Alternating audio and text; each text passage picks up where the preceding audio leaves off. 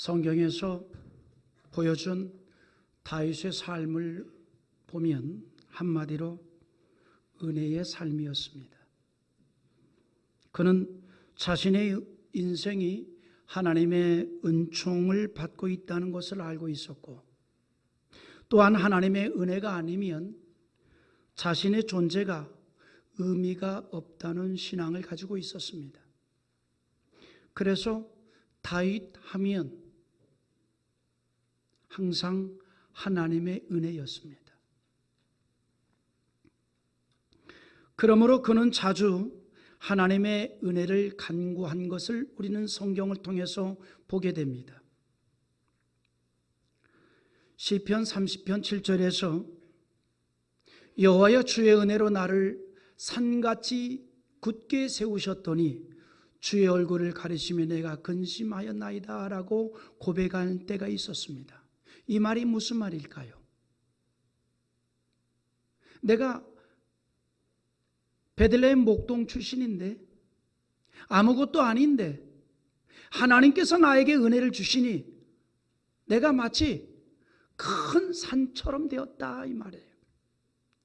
이 모든 게 하나님의 은혜의 결과입니다, 이 말입니다. 그런데 그 하나님께서 내게 얼굴을 가리우시니 나는 근심할 수밖에 없습니다, 이 말입니다. 그래서 시편 30편 10절에서 이렇게 기도합니다. 여호와여 들으시고 내게 은혜를 베푸소서. 여호와여 나를 돕는 자가 되소서 하였나이다. 이렇게 기도합니다. 무슨 말입니까? 다윗은 하나님의 도우심이 없이는 살 수 없다는 것을 알았기 때문에 젊은 시절뿐만 아니라 노년이 되어서도 여전히 하나님이 함께 하기를 간절히 소망했습니다. 그리고 그것을 위해서 끊임없이 기도했습니다. 하나님이 없는 나의 인생은 아무것도 아닙니다, 이 말이에요. 그래서 시편 71편 9절에서 이런 기도를 합니다. 한번 같이 보죠. 늙을 때에 나를 버리지 마시며 내 힘이 쇠약할 때에 나를 떠나지 마소서. 하나님이 함께 하여 달라고 간구하는 겁니다. 인생이 하나님의 도우심이 없이는 살 수 없다는 고백이 담긴 기도입니다. 그는 어린 시절부터 우리가 알고 있듯이 하나님의 특별한 은총을 받았습니다. 그리고 중요한 게 있습니다. 은총을 받은 것도 중요하지만 그보다 더 중요한 것이 있어요. 내가 그 은총을 받았다고 하는 그 사실을 깨닫는 게 더 중요한 겁니다. 다윗은 항상 그랬습니다. 내가 하나님의 은총을 받았습니다. 내가 하나님의 은혜를 받았습니다. 그 은혜를 항상 기억하고 있었다는 겁니다. 모든 게 하나님의 은혜입니다. 모든 게 하나님의 은총입니다. 하나님의 은총과 은혜 없이는 나의 삶은 아무것도 아닙니다. 존재할 수도 없습니다. 이거예요. 그래서 날마다 하나님의 은혜를 간구했던 겁니다. 그리고 더 귀한 것이 있습니다. 내가 이처럼 하나님의 은혜를 받았으니 나 또한 그 하나님의 은혜를 베푸는 자가 되기를 원합니다. 이게 다윗의 인생관이에요. 그래서 그는 하나님의 은혜도 받았고 그 은혜를 나누는 인생이었습니다. 때문에 다윗의 삶은 한마디로 은혜의 원리 속에 사는 삶이었습니다. 은혜의 원리 속에. 은혜의 원리. 이거는 은혜 받은 우리의 삶이 또한 이루어지기를 원합니다. 그리스도인의 삶이란 게 뭘까요? 하나님의 은혜를 받고 그 은혜의 원리 속에서 사는 것이 그리스도인의 신앙적 삶인 줄 믿으면 아멘합시다. 할렐루야. 다윗은 하나님의 은혜를 알았어요. 그래서 그 은혜의 원리를 거스리려 하지 않았습니다.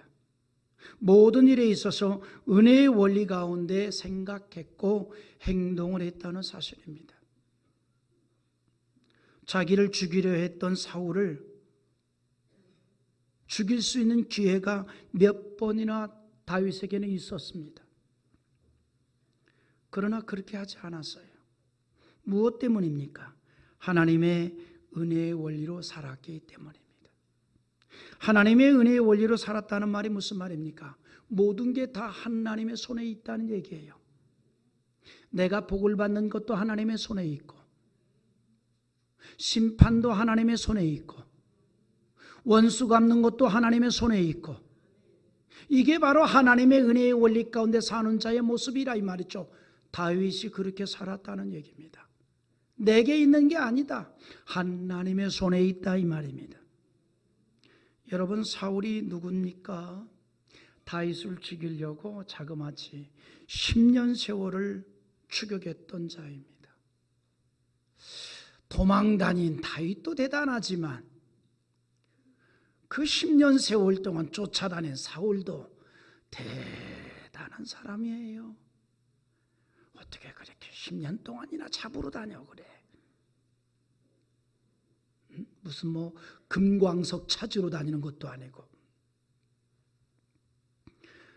여러분, 다윗에게 있어서 사울은 한편으로 생각하면 정말 진절이 나는 사람이에요. 진절이. 네, 한번 생각해 보세요. 누군가가 나를 10년 동안 괴롭혔다 생각하십시오. 10년 동안. 그럴 일이 없지만은 안혜경 권사님이 김두승 권사님을 10년 동안 괴롭혀. 10년 동안.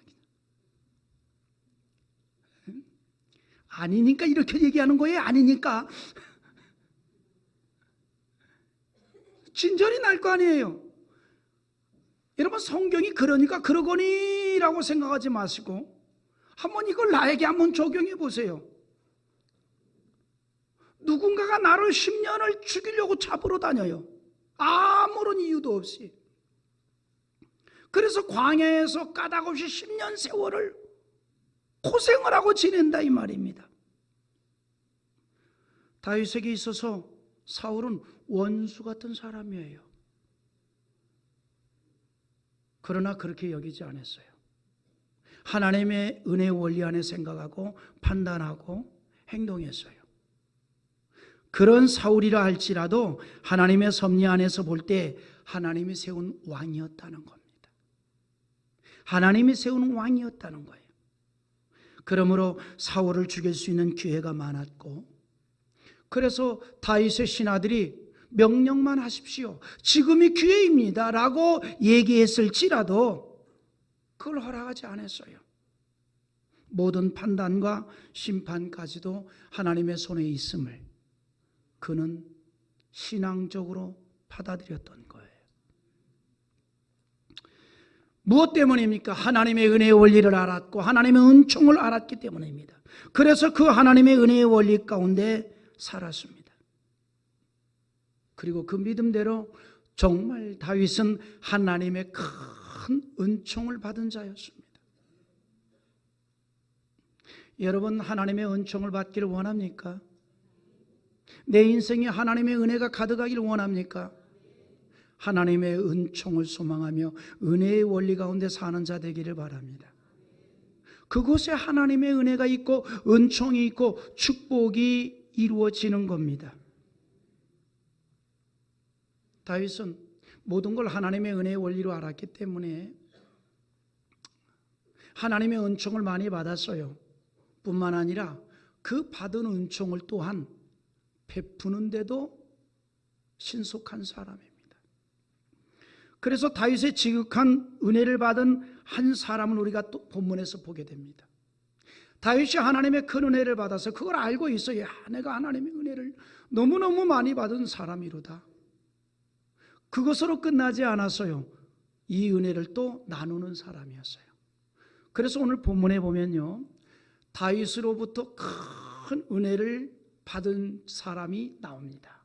그가 누구인고 하니 무비보셋이라는 인물이에요. 내용이 이런 겁니다. 다윗이 왕이 됐어요. 이스라엘을 다 평정시켰습니다. 이제는 어느 누구도 다윗에 대해서 대항할 자가 없습니다. 항거할 자가 없어요. 이제 이렇게 어느 정도 안정이 되었을 때 그는 자신의 과거를 돌아다 봅니다. 그러면서 이렇게 생각을 하죠. 내가 하나님의 큰 은혜를 받았는데 이제 이 은혜를 갚을 때가 되지 않았나, 이 은혜를 나눠야 되지 않을까 생각합니다. 그래서 사울의 가문에 남은 후손이 있는가를 알아보라고 신하에게 명령을 합니다. 그게 1절의 내용이에요. 한번 읽어보겠습니다. 다윗이 이르되 사울의 집에 아직도 남은 사람이 있느냐? 내가 요나단으로 말미암아 그 사람에게 은총을 베풀리라 하니라. 무슨 말이에요? 사울의 후손 가운데 남은 자가 있다면 내가 그에게 은총을 베풀겠다는 겁니다. 그리고 그 은총을 베푸는 이유에 대해서 요나단 때문이라고 얘기합니다. 저는요, 오늘 본문의 말씀을 가만히 읽으면서 우리 인간의 삶의 원리를 발견합니다. 인간의 삶은요, 서로 도와주면서 사는 거예요.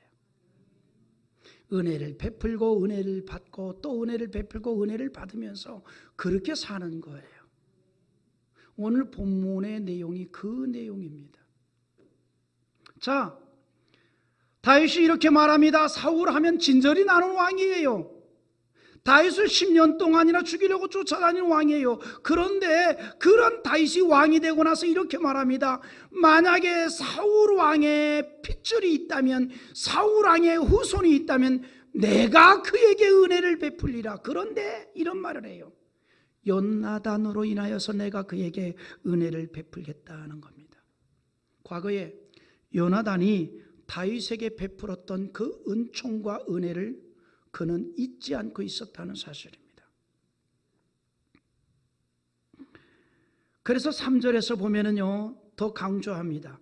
처음에 1절에서는 사울의 자손 중에 남아있는 자가 있느냐 그래요. 근데 3절에서 이렇게 말합니다. 또 한번 읽어보겠습니다. 왕이 이르되 사울의 집에 아직도 남은 사람이 없느냐? 내가 그 사람에게 하나님의 은총을 베풀고자 하노라 하니 시바가 왕 아래되 요나단의 아들 하나가 있는데 다리 저는 자네이다 하니라 그랬어요.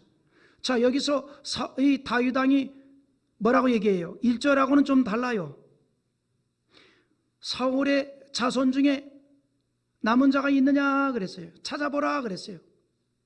그러니까 3절에 가가지고는 다급해요. 아니, 아직도 남은 자가 없단 말이냐 이 말이에요. 그렇게 못 찾아오느냐 이 말이에요. 그 마음을 표현한 거예요. 그대로 드러낸 거예요. 어찌해서든지 사울의 자녀가 있다면 그에게 은혜를 베풀기를 원했다 이 말입니다. 이게 다윗의 신앙의식입니다. 다윗은요, 더 중요한 말이 있습니다. 여기서 그 사람에게 하나님의 은총을 베풀고자 하노라 그렇게 말해요. 다윗은요, 남에게 무엇을 베푸는 것조차도 자신이 베푼 것이 아니라 하나님이 베풀어 주신 은총이라고 표현을 합니다. 그런 자기의 지위와 소유를 모두 하나님의 것으로 인정을 했던 겁니다. 내 왕의 지위도 하나님의 것이고 내가 가지고 있는 권력도 하나님의 것이고, 그러면 내가 은혜를 베푸는 것이 아니라 주인 대신 하나님의 은혜를 베푸는 것이다 라고 표현을 한 거예요. 이게 다윗의 신앙관입니다. 그런데 다윗이 사울의 후손이 있는가 알아보라 하였을 때 그에게 보고한 내용을 보면 요나단의 아들 가운데 무비보셋이 있다는 말이에요. 그리고 한마디 더 붙입니다. 그는 장애를 가지고 있습니다 그래요. 왜 그걸 강조했을까요? 그것은 구약의 배경에서 볼 필요가 있는데, 구약 시대에 육체의 장애를 가진 자는 사람들에게 천대를 받았어요. 그런데 그런 사람들에게 천대를 받고 살던 무비보셋에게 은총을 베풀겠다는 거죠. 그가 은총을 받게 되었습니다. 다윗이 왕이 되면서 요나단의 아들은요, 혹시 다윗과 그의 신하들이 자기를 해할지 모른다는 생각에 두려워서 숨어서 살았어요. 그런데 다윗이 자기를 부른 거예요. 만일요, 다윗이 신하들에게 여봐라, 사울의 집에 아직도 사울의 집안에 남은 자가 있느냐, 그 후손 가운데 남은 자가 있느냐 라고 하는 말만 했다면 이거 얼마나 무서운 말이겠어요? 굉장히 무서운 말이에요.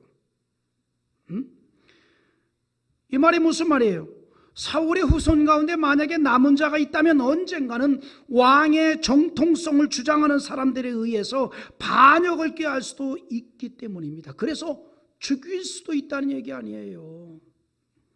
그런데 다윗은 사울의 후손에 대해서 대를 완전히 끊어버리려고 찾은 것이 아니라 은총을 베풀기 위해 찾았다, 이 말입니다. 그래서 드디어 요나단의 아들 무비보셋이 다윗 앞에 서게 되는데, 사실은 요나단은 두려웠어요. 무서웠어요. 왜냐하면 다윗이 어떻게 왕이 됐는가에 대해서 들었을 거 아니에요. 무비보셋에게 들려준 사람들이 있었을 거 아니에요. 자, 그러면 우리가 상식적으로 지금 무비보셋과 함께하는 사람은 사울 편일까요? 다윗 편일까요? 사울 편이죠. 그러면 사울에 대해서 좋게 얘기할까요? 다윗에 대해서 좋게 얘기할까요? 당연히 사울에 대해서 좋게 얘기하고 상대적으로 다윗에 대해서 안 좋게 얘기하죠. 그런데 그런 다윗이 지금 무비보셋을 찾아서 사람을 시켜서 데리고 오라 하니 무비보셋이 무서워할 수밖에 없죠.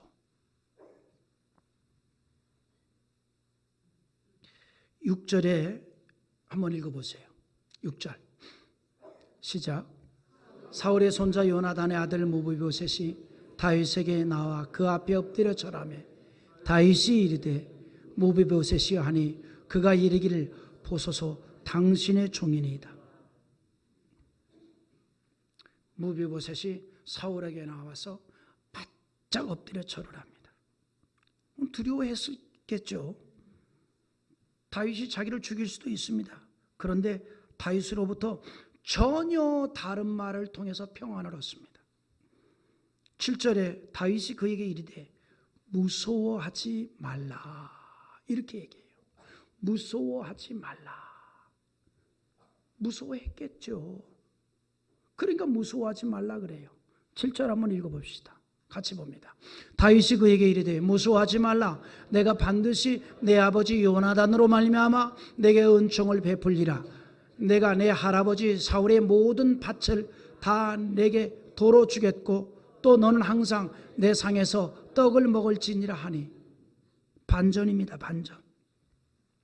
지금 두려워하고 있고 무서워하고 있는 무비보셋에게 꿈꾸는 것 같은 말을 다윗이 하는 거예요. 이게 지금 내가 지금 꿈꾸고 있나 할 정도입니다. 무슨 얘기입니까? 과거에 자신의 할아버지 사울왕이 소유했던 모든 밭을 자기에게 다 돌려주겠다는 겁니다. 그래서 항상 다윗의 상에서 음식을 먹게 한다는 거예요. 다윗의 상에서 떡을 먹는다는 것은 무비보셋을 왕가의 자녀로 대우를 한다, 이 말입니다. 왕가의 자녀로. 말 그대로 무비보셋은 꿈꾸는 것 같은 말을 들은 겁니다. 그래서 8절에 그가 이런 말을 해요. 한번 읽어보십시다. 그가 절하여 이르되 이 종이 무엇이기에 왕께서 죽은 개 같은 나를 돌아보시나이까 아니라. 아멘. 왜 비름은 개를 표현했을까? 이스라엘 백성들이 개를 부정한 짐승으로 여깁니다. 부정한 짐승으로. 그런데 그 부정한 짐승 가운데서도 살아있지도 않고 뭐하고 죽은. 그러니까 자기를 완전히 낮추었던 거예요. 완전히 낮추었던 겁니다. 기대 이상의 어떤 대접을 받는 것에 감격을 한 거예요. 특별히 13절을 보면 무비보셋은요, 발을 다 저는 장애를 가지고 있어요. 무비보셋이 항상 왕의 상에서 먹음으로 예루살렘에 사니라. 그는 두 발을 다 절었더라 그랬어요. 그는 지금 왕가의 자녀로 최고의 대접을 받고 있습니다. 자, 여기서 우리가 좀 중요하게 좀 생각해 볼 게 있어요. 다윗은 진정으로 은혜를 아는 왕이었고, 그리고 그 은혜를 갚을 줄 알았던 왕입니다. 그래서 더욱 하나님의 은총을 받을 수 있었던 겁니다. 여러분, 은혜를 알고 은혜를 베푼다는 게 얼마나 아름다운 일인지 모릅니다. 일반적으로 사람들은요, 일이 잘 풀려나갈 때는 저마다 자신들의 능력으로 이루어진 줄 믿고 교만해지기 쉽습니다.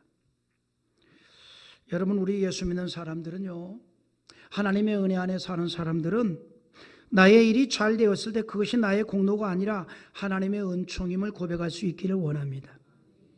거기에 더 많은 하나님의 은혜가 임재하기 때문입니다. 은총을 은총으로 받아들이는 마음, 그리고 베풀고자 하는 마음, 하나님의 더 많은 은혜가 나타나게 된다는 겁니다.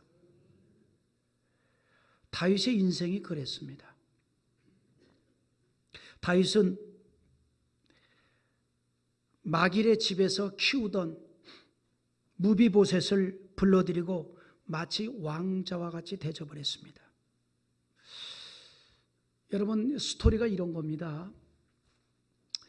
사울 왕의 최측근 가운데 마길이라는 사람이 있었어요.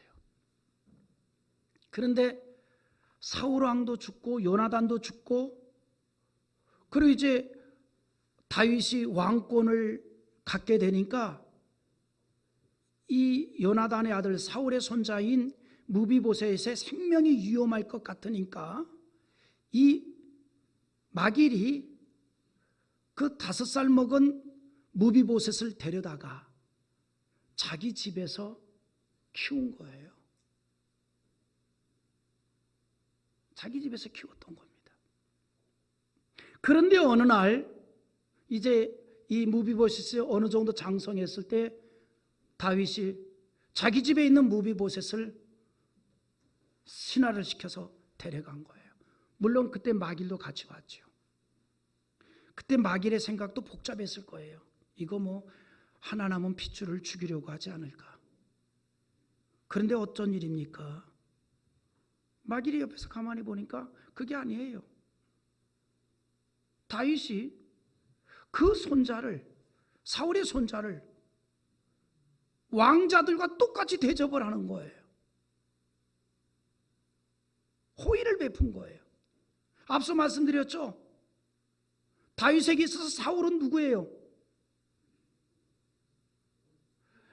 원수죠, 원수. 지긋지긋한 인생이에요. 그런데 그 핏줄인 손자를 데려다가 호의를 베푸는 거예요. 호의를 베풀어요. 이 모습을 보고 누가 감동을 받았냐면 마길이 감동을 받았어요. 그날로 마길이 다윗 왕의 사람이 됩니다. 완전히 바뀌었어요.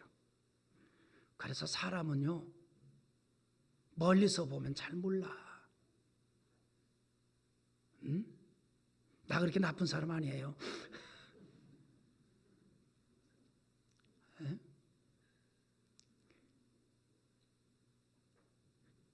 제가 노예에서 아무래도 어른 노릇을 하다 보니까 때로는 이제 잔소리도 좀 하고, 때로는 좀 혼도 내고, 좀 더 질서도 좀 잡고 그럴 수밖에 없는 입장이에요.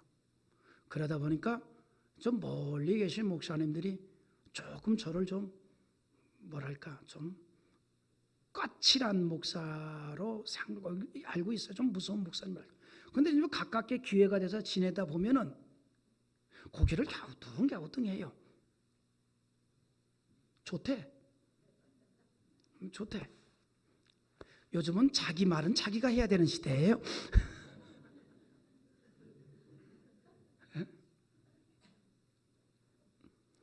마길이 하루아침에 마음이 바뀌었어요. 다윗의 사람이 돼버린 거예요. 그런데 보세요. 은혜는요, 받고 베풀고 또 받고 베풀고 또 받고 베풀고 그러는 겁니다. 어떤 일이 일어나냐면 이 일이 있고 얼마 후에 다윗에게 있어 큰 어려움을 당하는 일이 생겼습니다. 그 아들, 다윗의 아들 압살롬이, 참 이름도 복잡한 놈이 아버지를 죽이고 왕위를 찬탈하려고 군사를 일으켜서 밤에 다윗궁을 쳐들어왔잖아요. 그때 다윗이 맨발로 도망을 갑니다. 물론 다윗 혼자 간 게 아니에요. 다윗의 신하들도 함께 갔고 그를 따르는 백성들도 함께 나아갔어요. 도망을 간 거예요. 갑작스러운 공격에 도망을 간 거예요. 그래서 다윗도 지치고 함께한 신하들도 지치고 백성들도 지치고 마실 물도 떨어지고 그 양식도 없고 이제 모든 사람들은 어떻게 얘기했냐면 이제 그 다윗의 시대는 끝났다. 그렇게 여겼어요. 다윗의 시대는 끝나버렸다. 이젠 끝났다.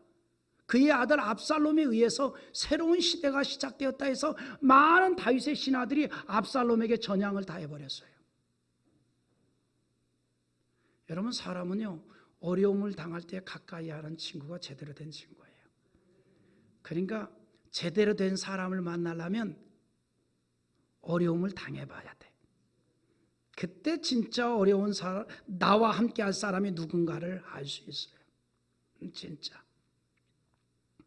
그런데 그때에 누가 다윗을 도운 줄 알아요? 마길이 다윗을 도왔어요. 이게 하나님의 역사입니다. 은혜를 베풀면 언젠가는 그 은혜를 내가 또 받게 된다는 겁니다. 성경 한번 볼까요? 사무엘하 17장의 내용인데요. 먼저 이 마길이 나와 있는 단어를 한번 보려고 그래요. 사무엘하 17장 27절에 보면 이제 다윗을 돕는 몇 사람인데 그 중에 마길이 나옵니다. 한번 읽어봅시다. 시작. 다윗이 마하나임에 이르렀을 때에 암몬 족속에 속한 라파 사람 나하스의 아들 소비와 로데발 사람 임만의 아들 마길과 노글림 길르앗 사람 바르실레가 뭐 했다는 거예요? 29절에 이런 일을 했대요. 한번 읽어보시기 바랍니다. 꿀과 버터와 양과 치즈를 가져다가 다윗과 그와 함께한 백성에게 먹게 하였으니 이는 그를 생각에 백성이 들에서 시장하고 고나고 목마르겠다 함이더라. 정말 지쳤고 피곤했고 목이 마르고 배고팠어요. 이 사무엘하 17장 이때가 바로 압살롬에 의해서 공격받고 도망가던 시절이에요. 피난가던 시절입니다. 모든 사람들이 다윗의 시대는 끝났다라고 얘기하던 시대입니다. 그때에 마길이 사람들을 동원해서 그를 도왔다 이 말이에요. 여러분, 그래서 사람은요 관계성 속에 던져진 존재입니다. 혼자 산 사람도 없고 앞으로 혼자 살 사람도 없습니다. 어떠한 집단 속에 한 일원이 되어서 함께 살아가는 거예요. 우리로 말하면 한 교회에 함께 맺어진 하나님의 자녀들입니다. 하나님의 가족이에요. 이 세상에 혼자 살 사람은 없습니다. 함께 사는 거예요. 함께 하나님의 은혜를 받고 함께 은혜를 나누며 사는 인생이라 이 말입니다. 여러분, 얼마나 드라마 같은 얘기입니까? 다윗에게 있어서 사울은 원수입니다. 그럼에도 불구하고 그의 아들, 사울의 아들 요나단은 또 다윗과는 둘도 없이 가까운 친구예요. 심지어는 아버지가 죽이려고 하는 그 다윗을 아버지를 거역하고 도와줬던 자가 또 요나단입니다. 그 요나단 때문에 또 다윗은 요나단의 아들 누구를 도와요? 무비보셋을 도와요. 그 모습을 보고 사울의 가장 충성스러운 신하 마길은 또 다윗을 도와요. 이게 인생이에요. 여러분, 그래서요 원수를 갚으면 계속해서 원수가 생겨나고요 은혜를 갚으면 계속해서 은혜가 생겨나는 거예요. 그러므로 여러분, 우리는 세상에서요, 원수 갚으며 인생을 살려 하지 말고 은혜를 베풀며 사는 자 되기를 원합니다. 여러분, 우리 이 세상에서 원수를 갚으면서 사는 자 되면 안 돼요. 원수를 갚으면 끊임없이 원수가 생겨나는 거예요. 그러나 은혜를 베풀면 끊임없이 은혜가 생겨나는 줄 믿습니다. 우리의 인생이 은혜를 베푸는 그러한 인생이 되기를 원합니다. 여러분, 이 요나단이요, 어느 정도였냐면 사무엘상 18장 3절에 보면 요나단은 다윗을 자기 생명같이 사랑하여 더불어 언약을 맺었으며 그랬습니다. 자기 생명처럼 사랑했다는 겁니다. 여러분, 요나단이 아버지 사울의 뒤를 이어 왕위에 오르는 것이 당연한 일이었지만, 그러나 그는 왕위를 다윗에게 내어줬어요. 왜 내어줬을까요? 그가 기도해 보니 하나님께서 내 아버지 사울을 버리고 다윗을 택했다는 걸 알았기 때문에 하나님에 대한 신앙으로 인하여서 자기의 자리를 인간적으로 탐내지 아니하고 하나님의 뜻에 따라서 다윗에게 양보했다, 이 말입니다. 그리고 그 다윗을 위해서 보호해 줬어요. 지켜줬어요. 아버지의 원수였지만 그는 그를 사랑으로 친구로 여겨줬다, 이 말입니다. 무비보셋은 사울 가문의 마지막 핏줄입니다. 사울 가문의 하나 남은 사람입니다. 다윗에게 있어서 무비보셋은 사울의 핏줄이기 때문에 얼마든지 반정을 일으킬 소지가 다분합니다. 제해버려야 할 대상입니다. 그러나 사랑하는 친구 요나단의 아들이입니다. 다윗은 무비보셋을 결코 원수의 손자로 생각하지 아니하고 사랑하는 친구의 아들로 생각했던 겁니다. 여러분, 사람은요, 생각의 차이입니다. 다윗 입장에서는 이 무비보셋에 대해서 두 가지로 다 생각할 수도 있어요. 사울을 생각한다면 원수의 핏줄입니다. 요나단을 생각한다면 나를 가장 아껴주고 사랑하는 요나단의 핏줄입니다. 그런데 다윗은 원수 사울을 생각하지 아니하고 친구 요나단을 생각합니다. 오늘 여러분, 우리가 세상을 살아가면서 마찬가지입니다.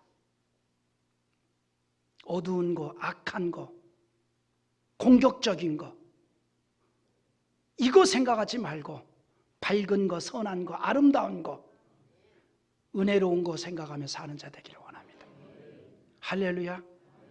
우리가 신앙생활 하는데도 마찬가지예요. 어떤 성도는 은혜 안 되는 것만 계속 끄집어서 생각하는 성도가 있어요.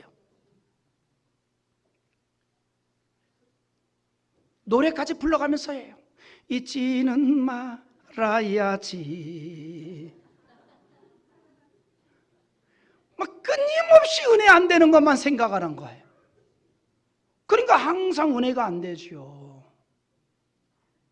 우리는 은혜 되는 걸 생각을 해야 돼요. 아멘. 즐거운 마음으로 노래를 부르면서, 이때 부르는 노래는 아마 콧노래일 거예요. 잊지는 말아야지, 말할 수는 없어도. 내가 청춘노래학교 교장생활을 오래 하다 보니까 제법 해요.